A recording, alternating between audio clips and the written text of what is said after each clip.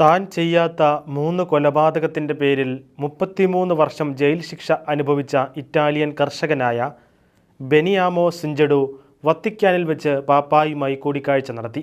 Jail മോചിതനായ ശേഷം അദ്ദേഹത്തിൻ്റെ ആഗ്രഹപ്രകാരമായിരുന്നു ഈ കൂടിക്കാഴ്ച സാധ്യമായത്. പാപ്പായുമായി കൂടിക്കാഴ്ച നടത്തിയ സിഞ്ചഡു എഴുതിയ ഐ ആം എൻ ഇന്നസെൻ്റ് എന്ന പുസ്തകവും പാപ്പായ്ക്ക് നൽകി. ജയിലിലെ ദുരനുഭവങ്ങളെക്കുറിച്ചും തന്നെ അപമാനിച്ച വ്യക്തിയോട് ക്ഷമിച്ചതായും തൻ്റെ പുസ്തകത്തിൽ സിഞ്ചഡു രേഖപ്പെടുത്തിയിട്ടുണ്ട്. വളരെ മനോഹരം എന്നായിരുന്നു കൂടിക്കാഴ്ചയ്ക്ക് ശേഷം പുറത്തിറങ്ങിയ സിഞ്ചഡു മാധ്യമപ്രവർത്തകരോട് പറഞ്ഞത്. ഇറ്റാലിയൻ മാധ്യമങ്ങൾ റിപ്പോർട്ട് ചെയ്യുന്നതനുസരിച്ച് സിഞ്ചഡു മുമ്പ് പാപ്പായ്ക്ക് കത്തയക്കാറുണ്ടായിരുന്നു. പാപ്പ തൻ്റെ പ്രാർത്ഥനകളിൽ എപ്പോഴും തന്നെ ഓർക്കുമെന്നും പറഞ്ഞതായും സിഞ്ചഡു പറയുന്നു.